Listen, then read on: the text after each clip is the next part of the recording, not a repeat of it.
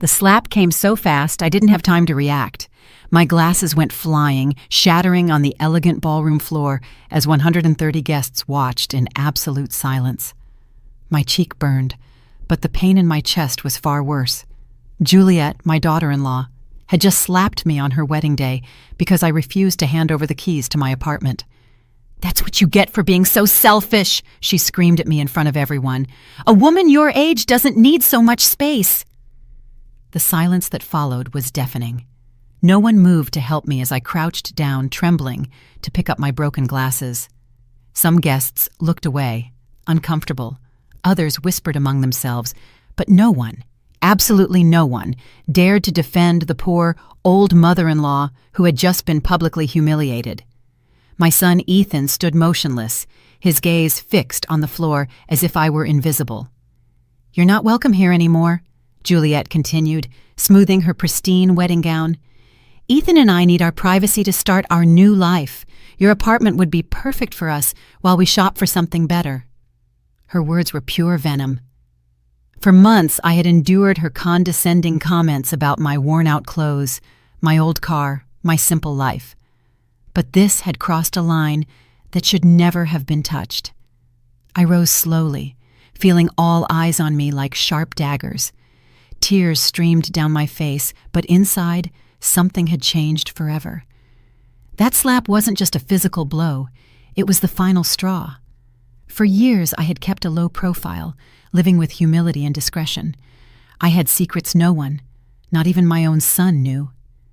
Memories of the last few months began to bombard my mind as I slowly walked toward the exit. I remembered when Juliet first came to my apartment 2 years ago. Her face fell when she saw my modest home, my old furniture, my small kitchen. "Seriously? This is where Ethan's mom lives?" she had asked him, her voice just loud enough for me to hear. From that moment on, every visit had been a silent torture. "Aurora, you should move to a smaller place," she had told me 3 months ago during a family dinner. "At your age, you can't maintain such a big apartment. Besides, Ethan and I are thinking of having kids soon. We'll need more space." Her fake smile didn't fool anyone, except my son, who seemed to lose his personality whenever she spoke, acting like a puppet on a string. The humiliations had escalated gradually. First, it was the comments about my clothes. "Aurora, don't you have anything more modern to wear?" Then it was about my car. "That car is so old. It's dangerous for you to drive that." Next, it was my part-time job at the local flower shop. "I don't understand why a woman your age is still working instead of relaxing." Each phrase was a small, poisoned dagger stabbing at my self-esteem. My name is Aurora Hughes. I am 68 years old, and all my life, I have been a woman who prefers discretion over ostentation. I work at a small flower shop 3 days a week. I drive a 10-year-old car. I buy my clothes at discount stores. To the outside world, especially to Juliet, I am just a middle-class widow living on a fixed income. But that's exactly the image I have carefully cultivated for decades. What none of those people looking at me with pity knew was that my life had been completely different before my husband passed. My husband, Robert, had not been the office worker everyone believed. We had made a conscious decision to live modestly, to keep our true wealth a secret, to protect our family's privacy in a way that I now understood had been prophetic. As I walked out of the ballroom, the guests' conversations followed me like a toxic cloud. "Poor thing, she looks so fragile," whispered Juliet's aunt. "The bride is right. That woman can't take care of herself anymore," added Ethan's cousin. "She should be in a retirement home, not living alone," another guest commented with false compassion. Each word was like acid pouring on open wounds.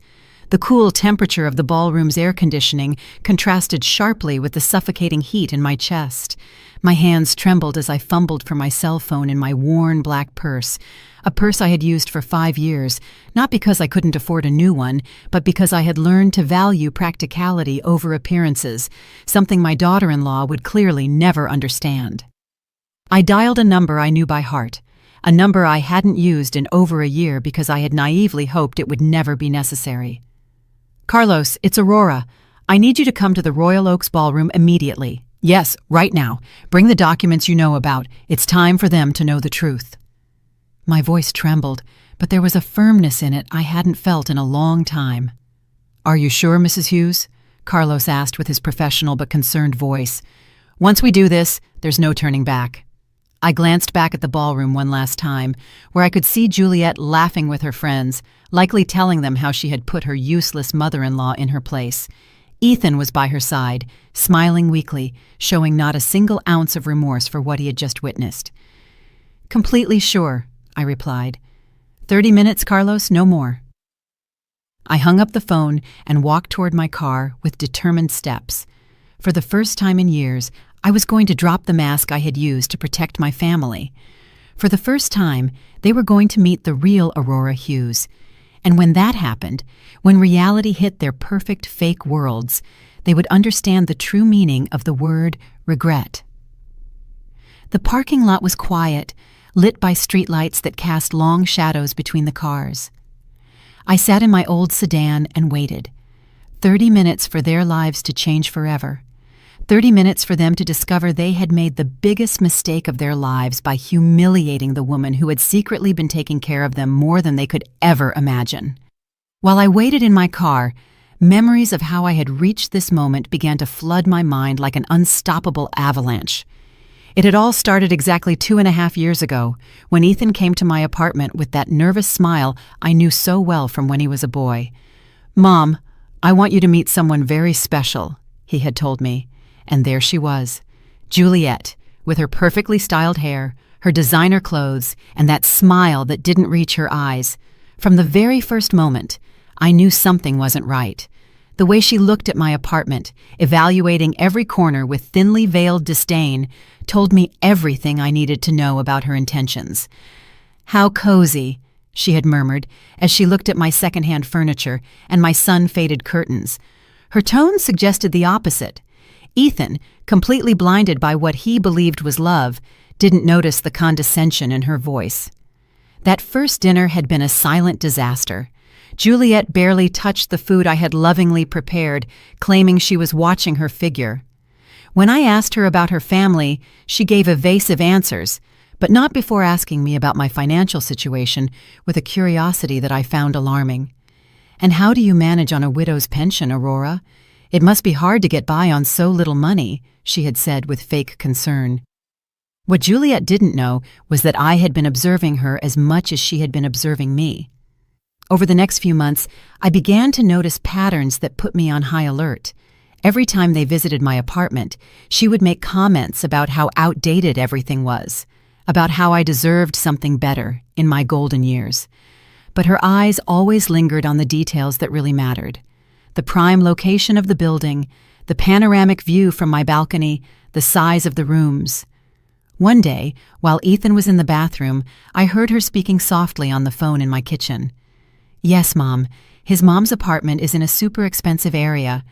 If I can get her to move to a smaller place, we could stay here until we have our own place. She's so naive, she'll probably even thank us for helping her with the transition." Her words cut through me like a knife, but I maintained my composure when she returned to the living room, feigning innocence. From that moment on, every interaction with Juliet became a carefully orchestrated performance on both our parts. She played the concerned daughter-in-law, worried about her mother-in-law's well-being, while I pretended to be the vulnerable old woman who needed guidance. But inside, I was gathering information, observing her moves, understanding her true motivations. It was like a game of chess where we both thought we were winning. The following months brought a gradual escalation in her attempts at manipulation. First, there were the subtle suggestions. "Aurora, I've seen some lovely apartments for people your age, with all-inclusive services and no maintenance worries." Then came the more direct pressures. "You can't keep living alone at your age. It's dangerous. What if you fall and no one finds out for days?" Each argument was designed to make me feel incompetent and helpless. Ethan, my own son, began to echo the same phrases like a trained parrot. "Mom, Juliet is right. Maybe it would be better for you to consider moving to a more manageable place." Seeing him gradually transform into that woman's puppet was more painful than any direct insult. The son I had raised with so much love and sacrifice now saw me as an obstacle to his happiness. The psychological campaign intensified after they announced their engagement. Visits became more frequent but also more tense. Juliet had started bringing real estate magazines and brochures for senior communities. "I'm just exploring options for you, Aurora. I want to make sure you have the best quality of life possible," she would say, spreading the materials on my coffee table as if it were a business negotiation. But I had been doing my own research. One afternoon, when they went out to run wedding errands, I decided to call an old friend who worked in real estate. "Amelia, I need you to investigate something for me," I told her. "There's a couple who are very interested in my apartment, and I want to know more about their real financial situation." What I discovered chilled me to the bone. Juliet and Ethan were neck-deep in debt. The wedding they were planning cost more than $50,000, completely financed with credit cards and personal loans. The apartment they were renting was on the verge of eviction for non-payment. The luxury cars they drove were financed with payments they couldn't afford. Their lifestyle was a facade built on suffocating debt. Everything started to make sense. The rush to get married, the insistence that I move, the constant comments about my economic vulnerability. It wasn't love that had united this couple. It was the desperate need to find a solution to their financial problems. And my apartment, located in one of the most exclusive areas of the city, was their lifeline. The revelation hit me like a slap to the soul. My son, the boy I had raised with values of honesty and hard work, had chosen the easy path of manipulation and deceit. He had allowed an ambitious woman to convince him to see his own mother as a resource to be exploited instead of a person to be loved and respected. In the weeks leading up to the wedding, their attempts became more aggressive.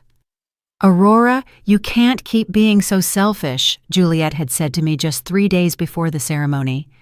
"Ethan and I have sacrificed so much for this marriage. The least you can do is help us with housing." Her words no longer even wore the mask of fake concern. It was a direct demand disguised as a family favor. That night, I had made a decision that would change everything. I called Carlos, my financial advisor, and the only man I had completely trusted since my husband Robert's death. "Carlos, I need you to prepare some documents. It's possible I'll very soon have to reveal information I've kept secret for years." His voice had become serious immediately. "Mrs. Hughes, are you sure this is the right time?" He had warned me with the wisdom of someone who had handled my affairs for more than a decade. "Once this information is public, you can't take it back. The consequences could be devastating for family relationships." But I had already made up my mind.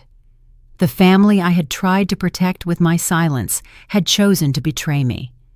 And now, sitting in my car in the ballroom parking lot, waiting for Carlos to arrive with the documents that would change everything, I realized the moment of truth had come. 25 more minutes, and Juliet, Ethan, and all those guests who had looked at me with pity would discover who Aurora Hughes really was. 25 more minutes, and their perfect worlds built on lies and greed would crumble like sandcastles. The night breeze rustled the tree leaves around the parking lot, creating dancing shadows under the lights. It was strangely poetic that on such a beautiful night, so many illusions were about to die forever. 20 minutes had passed since my call to Carlos, and every second felt like an eternity. From my car, I could see the golden lights of the ballroom, hear the cheerful music and laughter spilling out of the open windows. It was surreal to think that in just a few minutes, that celebration would turn into a nightmare for the main players. I closed my eyes and let the most painful memories of the last few months flood my mind. I needed to remember exactly why I had reached this point of no return. The biggest humiliation had happened just 2 weeks before the wedding, during what Juliet had called an important family meeting. She had arrived at my apartment, accompanied not only by Ethan, but also by her parents, a perfectly planned ambush. "Aurora, we want to talk to you about your future," Juliet's mother, an haughty woman who looked at me as if I were a bothersome insect, had begun. "We believe it's time for you to make responsible decisions about your life," continued Juliet's father, a burly man who had surveyed my apartment with the eyes of an appraiser evaluating a property. "At your age, living alone in such a big place is not only unnecessary, but dangerous. What if you have a medical emergency and no one finds out for days? Their words were rehearsed, too perfect to be spontaneous.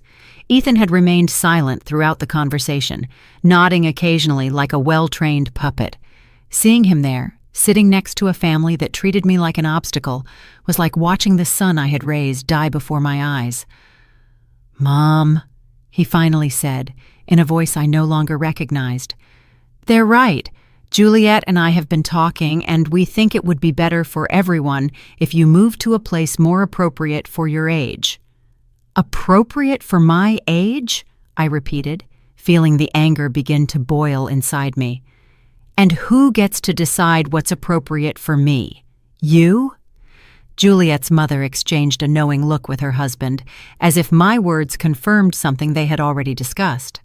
"Aurora, we understand this can be difficult to accept, but you must think about what's best for Ethan and Juliet." "What's best for them?" I murmured, beginning to understand the true dimension of the conspiracy that had been woven behind my back. "And I suppose my apartment would be perfect for them to start their married life, right?" The awkward silence that followed my question was all the answer I needed. They had planned every detail of this conversation, every argument, every psychological pressure. Juliet took control at that moment, deploying her full arsenal of emotional manipulation. "Aurora, it's not just about the apartment, it's about your well-being. We've been doing research, and we found a wonderful residence for people your age. It has 24-hour medical services, social activities, prepared meals. You could make friends with people who understand what you're going through." Her fake smile made me nauseous. "What I'm going through?" I asked, feigning confusion. "And what exactly do you think I'm going through, Juliet?" She looked at Ethan for support before answering. "Well, loneliness, financial uncertainty, the fear of not being able to take care of yourself. It's normal at your age, Aurora. You don't have to be ashamed of needing help." The audacity of this 28-year-old woman telling me what was normal at my age left me speechless for a moment. But then I saw something in her eyes that chilled me. The absolute certainty that she had a right to my life, my home, my decisions. To her, I was no longer a person with autonomy, but an obstacle to be removed with as little resistance as possible. "We've run the numbers," Juliet's father continued, pulling out a folder they had clearly prepared in advance. "The cost of the residence would be approximately $2,500 a month. With the sale of your apartment, you'd have enough money to cover it for many years, and there would still be some left over to help Ethan and Juliet with their initial marriage expenses." There it was, the naked, raw truth. It wasn't about my well-being or my safety, it was about money. It was about converting my home into cash to finance their unsustainable lifestyle. "And if I refuse?" I asked, although I already knew the answer. "Aurora," Ethan said, his voice sounding rehearsed. "We hope it won't be necessary to take more drastic measures, but if your mental health deteriorates to the point that you can't make rational decisions—" The implicit threat was crystal clear. If I didn't cooperate voluntarily, they would seek legal ways to declare me incompetent. They had done their research, they had planned, they had prepared the ground to take everything I owned by force if necessary. The son I had raised with so much love was sitting right there, allowing strangers to threaten his own mother. That night, after they left with my firm refusal, I cried for the first time in years. Not out of sadness, but for the definitive death of the illusions I had held about my family. I had called Carlos immediately. "I need you to investigate something urgently," I had told him through tears. "I want to know exactly what the real financial situation is for my son and his fiancée. Everything. Debts, income, liabilities, everything."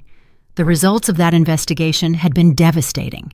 Ethan earned $45,000 annually as a sales manager, but had debts of more than $80,000 on credit cards. Juliet worked part-time as an image consultant, making maybe $4,000 a year, but spent as if she had an executive salary. Together, they owed more than $120,000, not counting the loans they had taken out for the wedding. The apartment they rented for $2,000 a month was 3 months behind on payments. The cars they drove were financed with payments that took up 60% of their combined income. Their main credit card was maxed out, and they had started using cash advances to pay other debts. They were in a financial freefall, and my apartment represented their only hope of salvation. But there was something else in Carlos's report that had completely broken my heart. For the past 6 months, Ethan had been regularly calling banks and insurance companies, asking about loans against his elderly mother's property. He had been asking about legal procedures to obtain financial power of attorney over senior citizens. My own son had been planning my systematic dispossession for months. The most painful information had come at the end of the report. According to a private investigator Carlos had hired, Juliet had been telling her friends that she had sacrificed herself by getting engaged to an older, less attractive man because his mother had valuable properties and no competitive heirs. To her, marrying Ethan wasn't love. It was a strategic investment in my estate. That revelation had been the final straw. For weeks, I had considered simply revealing my true financial situation to them, thinking that maybe the shock would make them reconsider their behavior. But after reading that report, I understood that it wasn't about money or desperation. It was about a pure, calculated greed that had corrupted my son until he was unrecognizable. The days leading up to the wedding had been torture. Every phone call from Ethan was a new pressure to reconsider my position. Every visit from Juliet included poisonous comments about my stubbornness and selfishness. They had started to treat me as if I were already a senile old woman whose opinions didn't matter. The night before the wedding, Ethan had made his last attempt. "Mom, tomorrow is the most important day of my life. Please don't ruin it by being difficult. Juliet just wants what's best for all of us." His words had been the final confirmation that I had lost my son forever. The man who was getting married the next day was no longer the boy I had raised with so much love and sacrifice.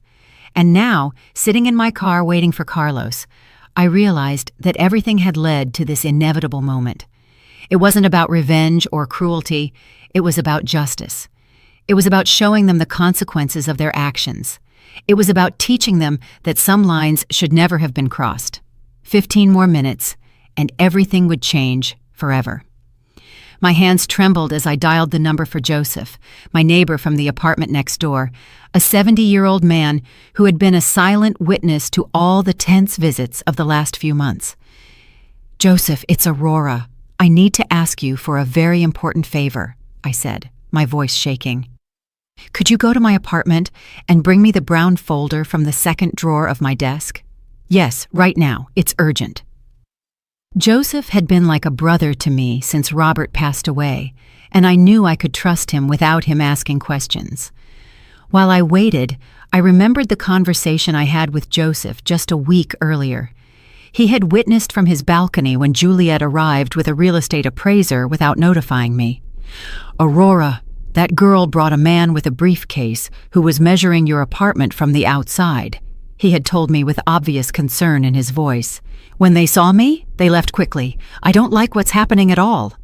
Joseph had been the first to notice the subtle changes in Ethan's behavior over the last few months. "Your son doesn't greet me like he used to," he had observed. "He used to stay and chat with me when he came to visit. Now he rushes in and out as if he's ashamed of something."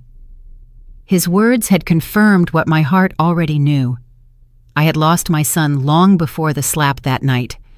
The folder I had asked Joseph for contained documents no one in my family had ever seen. Bank certificates, property titles, investment records that Robert and I had kept secret for decades.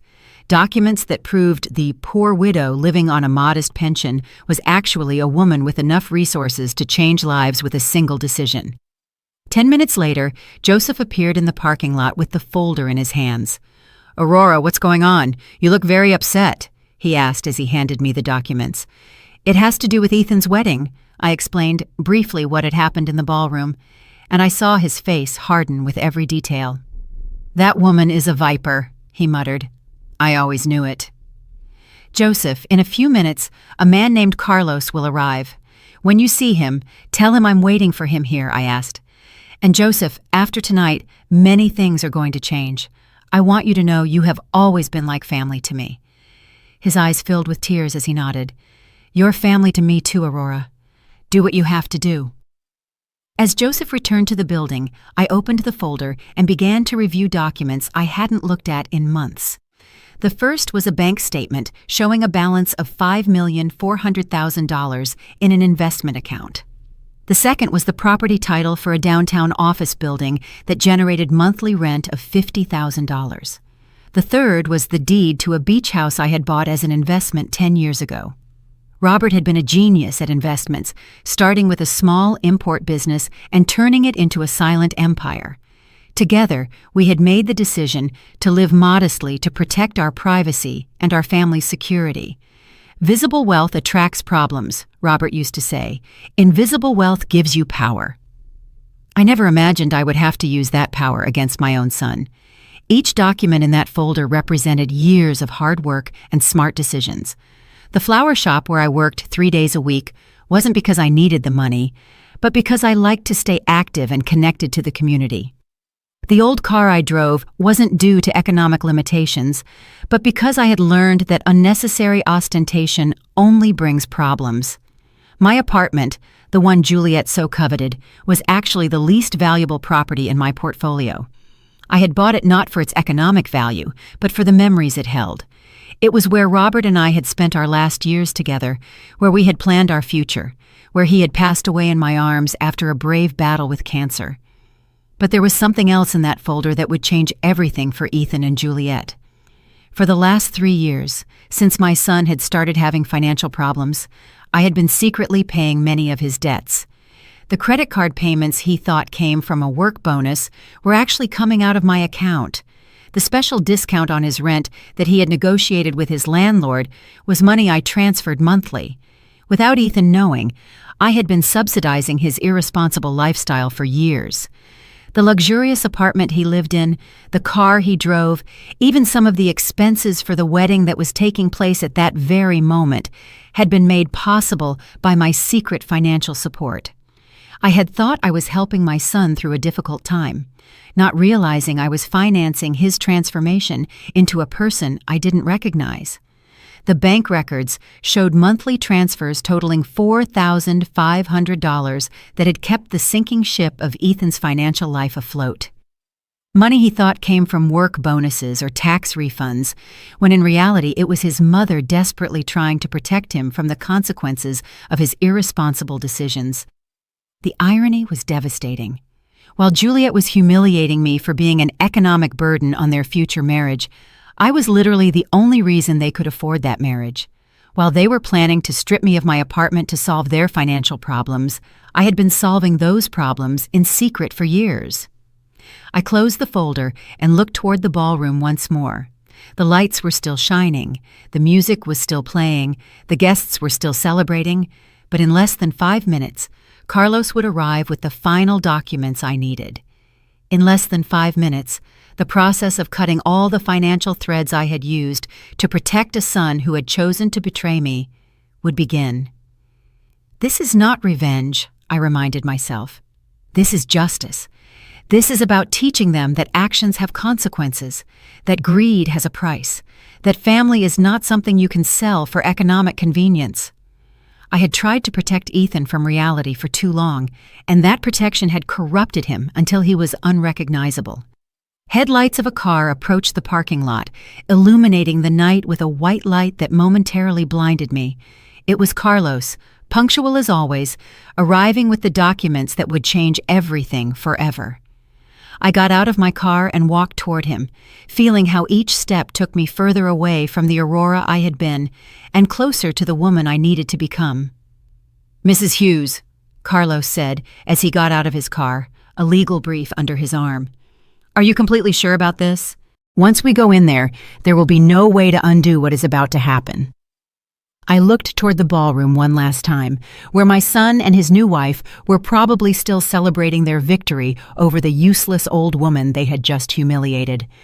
I have never been more sure of something in my life, Carlos. It's time for them to meet the real Aurora Hughes.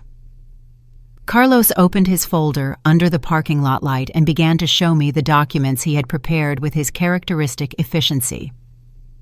Mrs. Hughes, here is the order for the immediate suspension of all bank transfers you have been making in Ethan Hughes's name, he said, pointing to the first paper. Also, here is the notice of cancellation of the lease agreement that you had confidentially guaranteed. The landlord will receive this document tomorrow morning. I took the papers with trembling but determined hands. Each document represented a thread that I had carefully woven for years to protect my son, and now I was cutting those threads one by one. "And the payment for the ballroom?" I asked, although I already knew the answer. "Cancelled," Carlos confirmed. "The deposit you had guaranteed will be withdrawn tonight. They will have until tomorrow to find an alternative form of payment." The magnitude of what I was about to do hit me like a cold wave. For 3 years, I had been the invisible safety net that had kept Ethan and Juliet's lives afloat. The apartment they lived in, the car he drove, even the wedding that was taking place at that very moment had all been made possible by my secret financial support. And now, in a single night, I was going to withdraw all that support definitively. "Carlos, I want you to understand something," I said to him as I signed each document with a determination I hadn't felt in years. "This is not cruelty or revenge. This is the only way for them to learn the real value of things. For too long, I protected them from the consequences of their actions, and that protection corrupted them into people I don't recognize." "I understand perfectly, Mrs. Hughes," Carlos replied with genuine respect in his voice. "In my 30 years as a financial advisor, I have seen many families destroyed by greed and ingratitude. What you are doing requires more courage than most people possess." His words gave me the final strength I needed to take the last step. We walked together toward the ballroom entrance, and with each step, I could feel my heart beating faster. It wasn't nervousness I felt. It was a strange mix of sadness for what I had lost and anticipation for what I was about to regain. My dignity, my self-respect, my right to be treated as a human being instead of as a resource to be exploited. The music stopped abruptly when we entered the ballroom. 130 pairs of eyes turned toward us, and I could see the confusion on the guests' faces. Some recognized Carlos immediately. After all, he had handled the financial affairs of several prominent families in the city for decades. His presence at social events usually meant that something important was about to happen. Juliet was the first to react. "What are you doing here, Aurora?" she shouted at me from the center of the dance floor, where she had been posing for photos with Ethan. "You already left once. Wasn't that enough drama for one night?" Her voice carried that arrogance I had come to know so well, but I could detect a note of nervousness that hadn't been there before. "Ladies and gentlemen," Carlos said in a clear, professional voice, "I apologize for interrupting this celebration, but I have urgent legal matters to discuss with Mr. Ethan Hughes and Mrs. Juliet Dawson." The silence that followed was so deep you could hear the hum of the air conditioning. Some guests began to pull out their cell phones, sensing they were about to witness something extraordinary.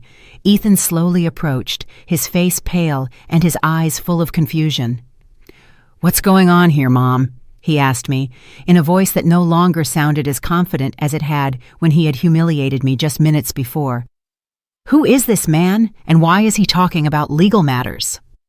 I could see his hands trembling slightly as he adjusted his tie, a nervous gesture he had had since childhood.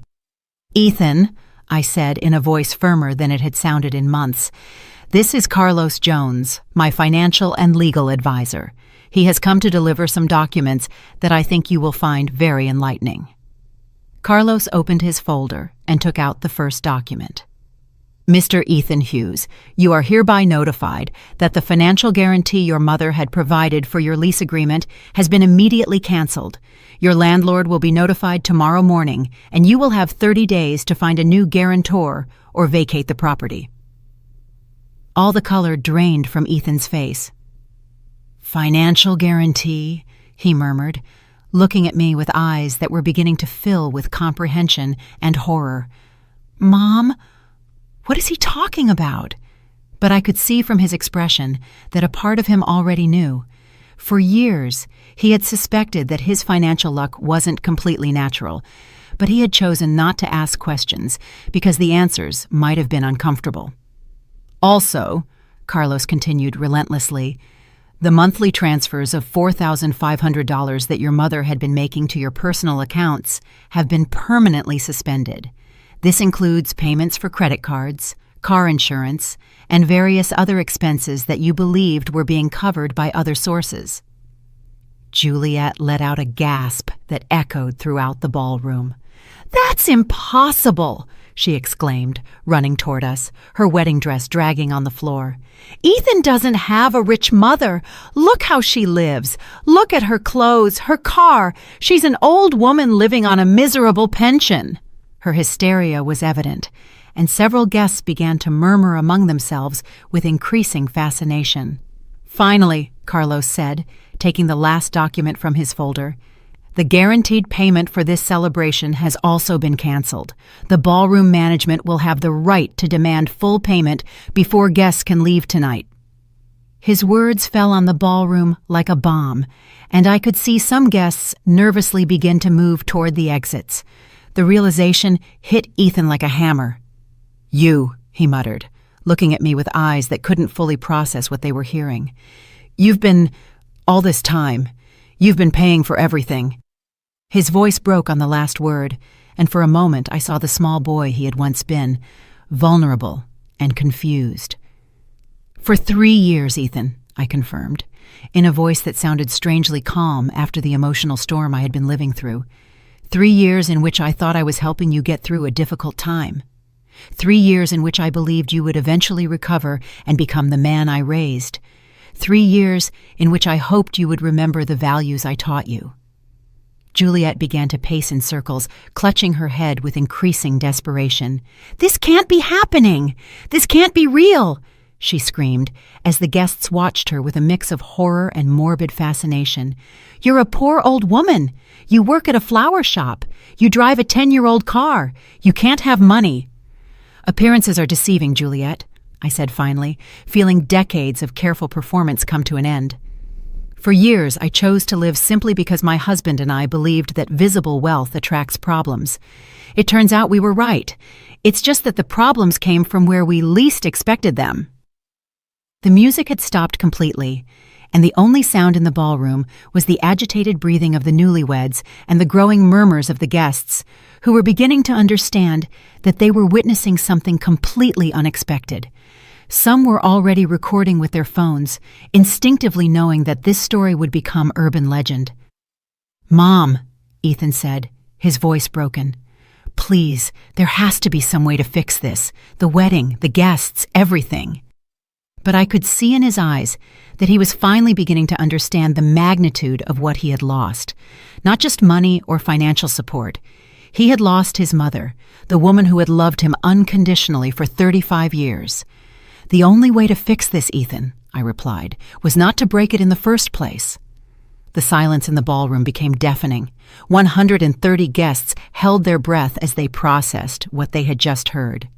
Juliet stood motionless for the first time all night, her eyes darting between Carlos, the documents, and my face, as if trying to find a crack in the reality that was collapsing around her. Ethan just stared at me with an expression I will never forget, a mixture of shock, belated comprehension, and absolute horror. "Mrs. Hughes," Carlos said in a voice loud enough for everyone to hear, "would you like me to proceed with reading the full financial details?" His question hung in the air like a sword over the newlyweds' heads. I could see several guests moving closer, fascinated by the drama unfolding before their eyes. please, Carlos, I replied, with a serenity I didn't know I possessed. I think everyone deserves to know the full truth. Juliet tried to interrupt with a desperate shriek, but Carlos raised a hand and continued with the precision of a surgeon performing a delicate operation. Over the last 36 months, Carlos began, consulting his documents, Mrs. Aurora Hughes has transferred a total of $162,000 to cover the living expenses of her son, Ethan Hughes, and his fiancée. This includes $48,000 for rent payments, $44,000 for credit card payments, $18,000 for vehicle insurance, and $22,000 for miscellaneous expenses. A collective murmur swept through the ballroom. Some guests exchanged glances of astonishment. Others pulled out calculators on their phones to verify the figures. Juliet's mother, who had remained seated at the head table throughout the confrontation, slowly stood up, her face completely pale. Furthermore, Carlos continued relentlessly, Mrs. Hughes personally guaranteed the total cost of this celebration, including the ballroom, food, music, flowers, and photography, for an amount of $53,000, money which, as I mentioned earlier, is no longer available to cover these expenses. Juliet finally found her voice, but what came out was more of a wail than coherent words. "This is impossible! It's a lie! No one can have so much money and live like a pauper!" She turned to the guests as if looking for support, but found only fascinated faces, and some who were clearly amused by her desperation. "My dear Juliet," I said with a calm that contrasted dramatically with her hysteria, "you have just learned a very valuable lesson about judging people by appearances. For years, I chose to live simply because my husband Robert and I valued privacy above ostentation. It turned out to be a very wise decision." Ethan finally reacted, approaching me with hesitant steps. "Mom, please, there has to be an explanation. There has to be a way to resolve this. You can't destroy my life like this." His voice broke on the last word, and for a moment, I felt a pang of maternal pain that almost made me waver. "Destroy your life?" I repeated, feeling the anger begin to boil inside me again. "I'm destroying your life? Wasn't it your wife who slapped me in front of 130 people? Wasn't it you who stood by without saying a word while I was being humiliated? Wasn't it you who planned to strip me of my home?" The truth of my words resonated in the ballroom like church bells. Several guests nodded, clearly remembering the scene that had started all this drama. Some even had videos on their phones of the slap Juliet had given me, digital evidence of the cruelty that had triggered this revelation. "But that was different," Ethan muttered, though his voice lacked conviction. "We didn't know. We didn't understand. We thought you really needed help." His excuses sounded pathetic even to himself, and I could see some guests exchanging looks of contempt. "You didn't know?" I asked, my voice rising for the first time all night. "You didn't know you were planning a family ambush to pressure me into selling my home? You didn't know you had brought a real estate appraiser without my knowledge? You didn't know you had been investigating legal ways to declare me incompetent if I didn't cooperate?" With each question, Ethan's posture shrank. Carlos took advantage of the moment to pull another document from his folder. "Mr. Hughes, I must also inform you that your mother has decided to amend her will. All assets that were previously designated for you to inherit have been redirected to charities dedicated to protecting seniors from family abuse." The impact of this declaration was like a silent explosion. Juliet staggered backward as if she had been physically hit. "You can't do that!" she shrieked, her mask of composure finally falling completely. "We're your family. Ethan is your only son. You can't disinherit him over a stupid fight." "A stupid fight," I repeated, letting the words hang in the tension-filled air. "Is that how you describe a family conspiracy to strip an old woman of her home? Is that how you justify slapping your husband's mother on her own wedding day?" My voice had turned icy, and I could see some guests flinch. Juliet's father, who had remained silent throughout the confrontation, finally approached with an expression of poorly disguised panic. "Mrs. Hughes, I think we're all a little upset by the emotions of the day. Maybe we could discuss this in private when things have calmed down a bit." His tone was that of a man who had just realized he had bet on the wrong horse. "There's nothing to discuss in private," I replied firmly. "Everything I had to say has been said here, in front of the same people who witnessed my humiliation. You chose to make this public, so my response will be public." The guests' heads moved between us as if watching a tennis match, absorbed in every exchange. Carlos closed his folder with a dry snap that echoed throughout the ballroom. "Mrs. Hughes, all documents have been delivered and explained. The legal effects will begin immediately." He turned to Ethan and Juliet with a professional expression, but not without a certain satisfaction. "I suggest you contact your own legal and financial advisors as soon as possible." Juliet finally collapsed. She literally dropped into a nearby chair and began to cry with uncontrolled sobs that echoed through the ballroom. "Everything is ruined," she murmured through her tears. "Everything we planned, everything we worked for, it's all destroyed." Her wedding dress, once immaculate, was now wrinkled and stained with tears. "No," I said, approaching her for the first time since the slap. "What's destroyed are the lies, the greed, and the lack of respect. What's destroyed is the illusion that you can treat people like objects and expect there to be no consequences." I stopped in front of her, forcing her to look up. "This is what happens when you mistake kindness for weakness." Ethan went to his wife and placed a trembling hand on her shoulder. "Juliet, we have to find a way to fix this. There has to be something we can do." But even as he spoke, I could see in his eyes that he knew it was too late. Some bridges, once burned, cannot be rebuilt. "There is a way to fix this, Ethan," I said, looking him directly in the eyes for the first time in months without feeling pain. "You can learn from this. You can grow from this. You can become the people I hoped you would be before greed corrupted you." My voice softened slightly, because despite everything, he was still my son. But that growth will have to happen without my financial help, without my apartment, and without my inheritance. You will have to do it the hard way, like everyone else does. The ballroom remained in absolute silence, every person present knowing that they were witnessing the definitive end of a family relationship. Carlos and I headed toward the exit, leaving behind a ballroom full of shocked guests and a newlywed couple whose perfect world had collapsed in less than 30 minutes. As Carlos and I walked toward the exit, the silence behind us was interrupted by a voice I didn't expect to hear. "Wait, Aurora!" It was Lucy, Ethan's younger sister, who had been sitting at a table in the back throughout the confrontation. She ran toward us with tears in her eyes and an expression of absolute horror on her face. "Aunt Aurora," Lucy said in a trembling voice, "I didn't know anything about this. I swear Ethan never told me what they were planning with you."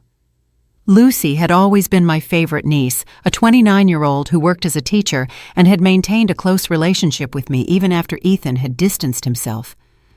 "If I had known what they were going to do to you, I would have tried to stop them." I stopped and looked at her, seeing in her eyes the same honesty I had known since she was a little girl. "I know, Lucy," I said softly, placing a hand on her cheek. "You have always been different. You've never seen people as opportunities or resources to be exploited." Her tears fell harder as she nodded, clearly devastated by her brother's actions. "But why did you never tell us about the money?" Lucy asked with genuine confusion. "Why did you keep all this a secret for so many years?" It was a question that deserved an honest answer, especially coming from someone who had always treated me with respect and genuine love. "Because your Uncle Robert and I learned a long time ago that money changes people," I explained, as some guests discreetly moved closer to listen. "We have seen families destroyed by inheritances, friendships ended by loans, and children who see their parents as walking pensions. We decided to live simply to protect the relationships that really mattered." Lucy nodded slowly, beginning to understand the wisdom behind my decisions. "But Ethan, he was different before. When we were kids, he would have defended anyone who hurt you. What happened to him?" Her question contained all the pain of a sister who had watched her brother transform into someone unrecognizable. "What happened to him was Juliet," I replied with sadness, but without bitterness. What happened to him was greed disguised as love, ambition without values, and me in my effort to protect him, depriving him of the chance to learn important lessons about responsibility and consequences. My answer resonated through the ballroom, where the guests were still engrossed in every word. Carlos had respectfully stayed to the side during this exchange, but now he approached and murmured something in my ear. "Mrs. Hughes, the ballroom manager is approaching. It seems he's already found out about the cancellation of the guaranteed payment." Indeed, I could see a burly man in a suit walking toward us with several papers in his hands and a very serious expression. "Mrs. Hughes," the manager said in a tense voice, "I just received a payment cancellation notice that is highly irregular. The contract for this celebration is guaranteed until tomorrow morning. Can you explain what's happening here?" His presence added a new layer of immediate reality to the crisis I had just triggered. "Mr. Martinez," I replied, remembering his name from the conversations we had when I secretly arranged the wedding payment. "The financial guarantee I provided for this celebration has been revoked due to extraordinary circumstances that have come to light tonight." I gestured toward Ethan and Juliet, who remained in the center of the ballroom like statues of despair. "I understand," Martinez said, looking at the scene with the experience of someone who had handled social events for decades. "And who will be responsible for the payment now? The total outstanding amount is $53,000, including the ballroom, food, music, flowers, and photography services." His voice was professional but firm, making it clear that someone would have to solve this problem immediately. Ethan finally reacted, approaching us with hesitant steps. "Mr. Martinez, there must be some misunderstanding. My mom, she can't just cancel the payment like that. We're family. This can be resolved." His voice carried a desperation I had never heard before, the desperation of a man who finally understood the magnitude of his situation. "Young man," Martinez said with the forced patience of a professional, "the financial guarantee was provided by Mrs. Hughes personally and privately. She has the legal right to withdraw that guarantee at any time. I now need someone to provide an alternative form of payment immediately, or I will be forced to suspend the event." Juliet approached, stumbling, her wedding dress now completely disheveled and her makeup smeared with tears. "You can't do this!" she yelled at Martinez. "It's our wedding day! You can't ruin our wedding day over money problems!" Her hysteria was evident, and several guests began to murmur among themselves with increasing discomfort. "Ma'am," Martinez replied with growing firmness, "I am not ruining anything. I am simply following the contractual terms that you signed. If you cannot provide an alternative payment immediately, I will have to ask all guests to leave and suspend all services." His ultimatum fell on the ballroom like a final sentence. The reality of the situation began to penetrate the minds of the guests. Some had already started to grab their bags and discreetly head for the exits. Others remained fascinated by the drama that continued to unfold, like spectators of a traffic accident they couldn't look away from. "Mom," Ethan said, approaching me with tears in his eyes for the first time since he was a child, "please, I know what we did was wrong. I know we hurt you. But there are 130 people here. There are photos. There are memories. You can't destroy all this over a fight." His voice broke on the last word, and for a moment I saw the little boy he had once been. "Ethan," I replied, with a calm that surprised me, "I am not destroying anything. You destroyed this when you chose greed over love, when you chose manipulation over honesty, when you chose to publicly humiliate me instead of treating me with the respect I deserve as your mother." Each word was like a dagger, but they were words that needed to be said. "But what are we going to do?" Juliet asked in a desperate voice, looking at the guests who continued to leave the ballroom. "How are we going to explain this? How are we going to pay for all of this?" Her panic was evident, and I could see she was finally starting to understand the real implications of her actions. "You're going to do what all responsible people do," I replied. "You're going to find ways to earn money honestly. You're going to learn to live within your means. You're going to discover what it means to work hard for the things you want, instead of expecting others to provide them for you." My voice had grown stronger, and I could feel decades of accumulated wisdom pouring out through my words.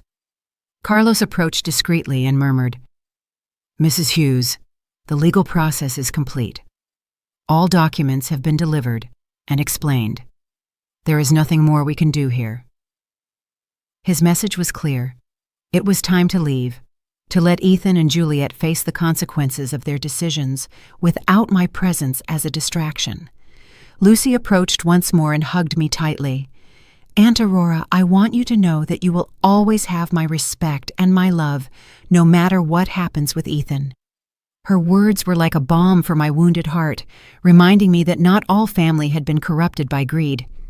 "And you will always have mine, Lucy," I replied, returning the hug. "Remember this night when you make important decisions in your life. Remember that character is defined not by what we have, but by how we treat the people we love." Her tears soaked my shoulder as she nodded, completely understanding the lesson that was unfolding before her eyes. Martinez approached again, this time with greater urgency. "Ladies and gentlemen, I need an immediate resolution. I have other commitments tonight, and I cannot keep staff here indefinitely without a guarantee of payment." His professional patience was finally running out, adding additional pressure to an already desperate situation. "You have my phone number," I said to Ethan and Juliet for the last time. "When you are ready to have a real conversation about respect, values, and responsibility, when you have learned what it means to earn things for yourselves, when you can look me in the eye and offer me a genuine apology for what you did to me tonight, then we can talk. But for that," I added, looking at them directly, "first you will have to find a way to solve the mess you created here, all on your own." With those words, I turned and walked toward the exit with Carlos, leaving behind a ballroom full of chaos, despair, and the harsh reality of deserved consequences. 3 days after the wedding, my apartment had become a refuge of peace I hadn't experienced in years. Joseph had come over every morning with coffee and pastries from the local bakery, making sure I was okay after what he called the night Aurora reclaimed her dignity. His visits had been a balm for my soul, reminding me that I still had chosen family who valued me for who I truly was. The phone had rung incessantly for these 3 days. Ethan had called 37 times, leaving messages that evolved from initial anger to desperate pleading. Juliet had sent 14 text messages, each more hysterical than the last. Her parents had shown up at my door twice, demanding that I fix the mess I had caused, but I had held my ground with a calmness that surprised even myself. Carlos arrived that morning with news that, while expected, was devastating in its full scope. "Mrs. Hughes," he had told me as we drank tea on my balcony, "I have received reports from all fronts. Ethan and Juliet were evicted from their apartment yesterday morning. The ballroom has initiated legal proceedings to recover the $53,000 owed. Their credit cards have been canceled for non-payment." "And where are they living now?" I had asked, although a part of me already knew the answer. "With Juliet's parents," Carlos replied. "Apparently, it's a 2-bedroom apartment where 3 people already live. The situation is tense, according to my sources." His expression suggested that tense was a very conservative description of reality. That afternoon, while I was watering my plants on the balcony, I saw a familiar car park in front of the building. It was Lucy, but this time she wasn't alone.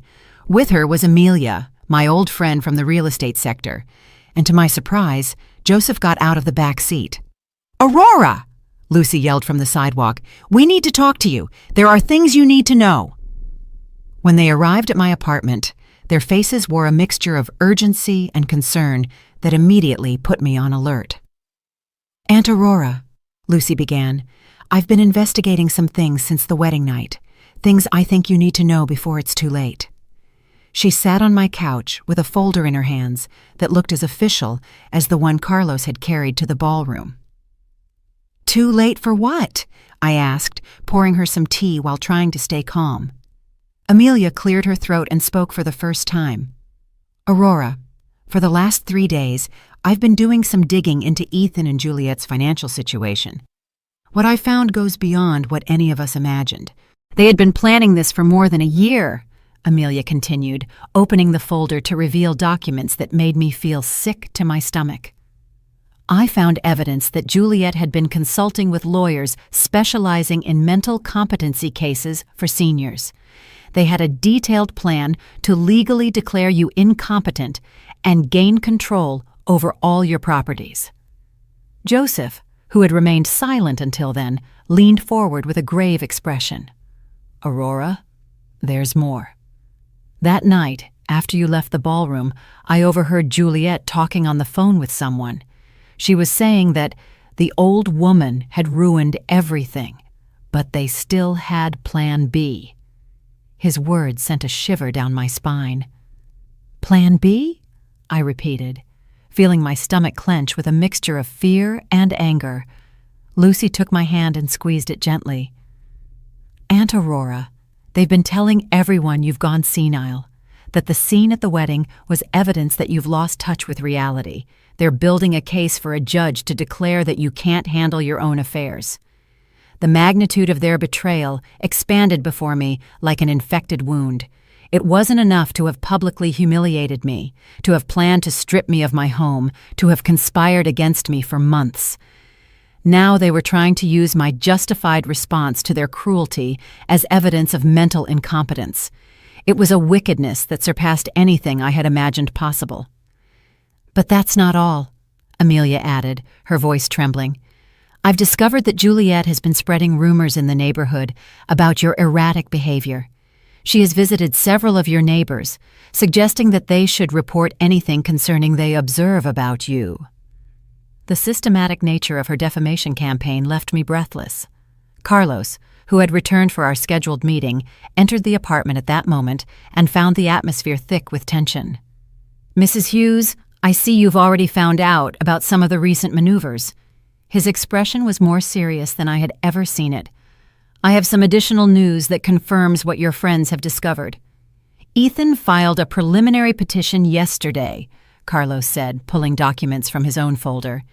He is requesting that a court evaluate your mental competency based on what he calls irrational behavior and erratic financial decisions. He has provided sworn statements from several witnesses who were present at the wedding. Sworn statements? I asked, feeling the anger begin to replace the shock. What kind of statements? Carlos consulted his papers before answering. Statements describing your unjustified emotional outburst against an innocent young couple. Statements characterizing your financial decisions as vengeful and destructive. Statements suggesting that you have lost the ability to make rational decisions. Lucy squeezed my hand tighter. Aunt Aurora, they've convinced several wedding guests to sign declarations. Most of them don't really understand what was going on that night. They just saw an old woman attacking newlyweds. Her voice contained all the frustration of someone who had seen the truth but felt powerless to make it prevail. But we have good news too, Joseph intervened with a smile that contrasted dramatically with the gravity of the situation. It turns out there are more people on your side than they imagine. He took out his own cell phone and showed me a screen that left me stunned. Joseph, what is this? I asked, looking at what appeared to be a social media video with thousands of views. Aurora, remember that several guests were recording that night? Well, some of those videos have gone viral. People aren't seeing a senile old woman attacking an innocent couple. They're seeing a dignified woman revealing the truth about years of abuse and manipulation. Amelia leaned in to look at the phone too. Aurora, the comments on these videos are overwhelmingly in your favor. People are praising your courage, your dignity under pressure, your decision to set boundaries. Some are sharing their own stories of family abuse. You've become a symbol of resistance against the exploitation of seniors. Carlos nodded in approval. This public response will be invaluable if the case goes to court. It's difficult to argue that someone is mentally incompetent when thousands of people are applauding the logic and justice of their actions. His professional smile had returned, suggesting that perhaps the legal battle wouldn't be as one-sided as I had initially feared. But there's something else you need to know, I said, making a decision I had been considering for the last 3 days. If Ethan and Juliet want to play this game, if they want to turn this into a public legal battle, then they are going to discover exactly who they're messing with. I stood up and walked to my desk, where I had been preparing my own folder of documents. For these 3 days, I have been in contact with several lawyers specializing in elder abuse. I have been documenting everything, the intimidating visits, the implicit threats, the conspiracy to strip me of my property, even the slap Juliet gave me. I took out photographs of my swollen cheek, taken immediately after the wedding, medical evidence of the physical assault. If they want war, I continued, with a determination I hadn't felt in decades, they will have war, but it will be a war fought on my terms, with my resources, and with the truth on my side. Furthermore, I added with a smile that surprised even myself, I have decided to do something I should have done years ago. I am going to tell my full story publicly. I am going to show the world exactly what happens when greed is disguised as family love. The room filled with a new energy, the energy of people who knew that justice was on their side and that they had the resources to make it prevail. 6 months after that night that divided my life into a before and an after, I found myself sitting in the most important television studio in the city, waiting for the interview to begin that would tell my full story to the entire country. The program, Stories of a Lifetime, had contacted Carlos after the wedding videos had accumulated more than 2 million views on social media. My story had become a national symbol of resistance against family abuse of seniors. The journalist, Catherine Diaz, a woman respected for her professional integrity, reviewed her notes while the technicians made the final lighting adjustments. "Mrs. Hughes," she said to me with a warm smile, "I want you to know that you have inspired thousands of people with your courage. We have received hundreds of letters from viewers who have lived through similar situations." During these 6 months, many things had changed. The legal case Ethan and Juliet tried to build against me collapsed spectacularly when Carlos presented evidence of their conspiracy to declare me incompetent.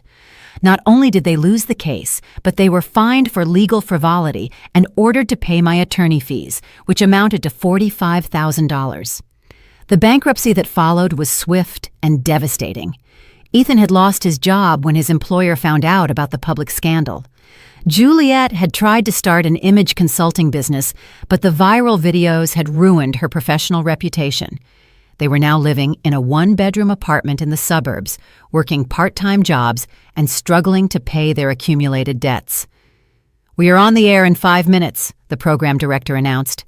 I looked at the cameras that would soon broadcast my story to millions of homes, feeling a mix of nervousness and determination. At my side was Carlos, who had agreed to appear with me to explain the legal aspects of the case. In the audience were Joseph, Lucy, and Amelia, my pillars of support during these difficult months. The most painful thing about these 6 months had been Ethan's complete silence. After losing the legal case, he had made no attempt to contact me. There were no calls asking for forgiveness, no letters explaining his behavior, no acknowledgement that his actions had been wrong. It was as if he had decided that it was easier to hate me than to face the reality of what he had done. Juliet, on the other hand, had tried to contact me several times. Her messages had evolved from legal threats to desperate pleas for financial help. The last message, received just 2 weeks earlier, said, "Aurora, I know we made mistakes, but we're family. Ethan is sick with stress and I'm pregnant.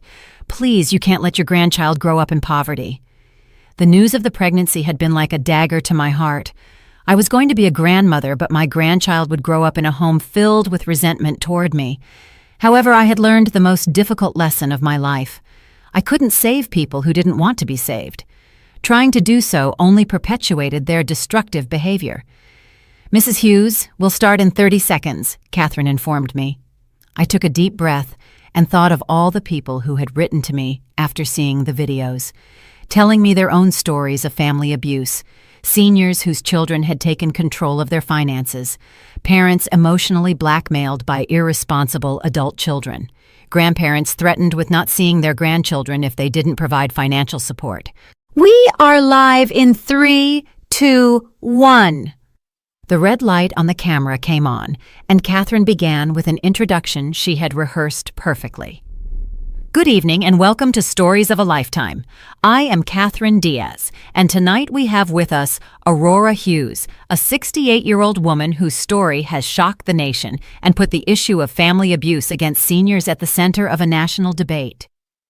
"Mrs. Hughes," Catherine continued, turning to me, 6 months after the events at your son's wedding, how does it feel to know that your story has inspired so many people?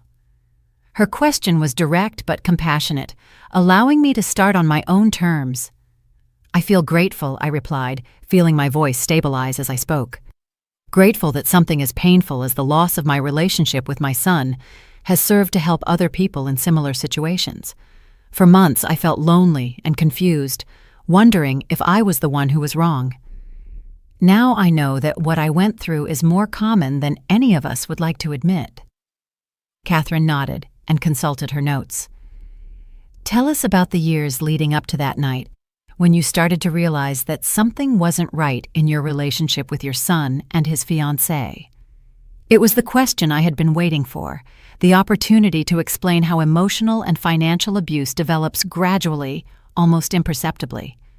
It started with small things, I explained, remembering those early signs I had ignored out of love, comments about my age, suggestions that I could no longer take care of myself, subtle pressures for me to make decisions that truly benefited them. Family abuse rarely begins with blows or shouting. It begins